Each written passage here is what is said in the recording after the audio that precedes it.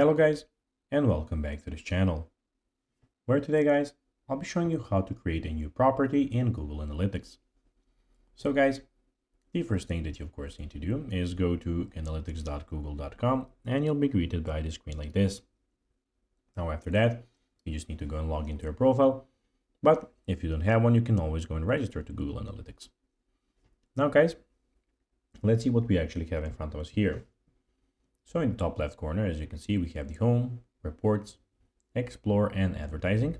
And also we have the admin panel.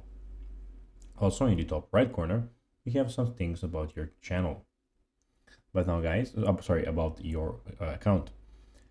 But now guys, let's see how you can actually go and create a new property in Google Analytics. So first of all, what you need to do is sign in and choose an account. First, log into your Google Analytics account and select the website in which you'd like to add a new property to.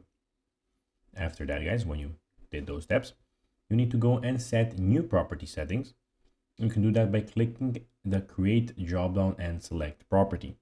So you can go click dropdown and select a property.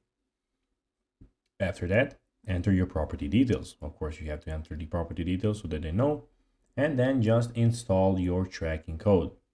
After you're installing your tracking code, you have it done, and that's how you can do it. So guys, that will be everything for this video. I hope that you found this video informative and entertaining, guys. If you did, don't forget to like this video, share it, subscribe to the channel, and put the notifications on, as guys, we will appreciate this if you could do this. So if you have a few seconds, it will be pretty cool if you could do this for us. So guys, as I said, that will be everything for this video. I hope that you enjoyed it. And guys, as always, I'll be seeing you in the next video on this YouTube channel. Bye guys.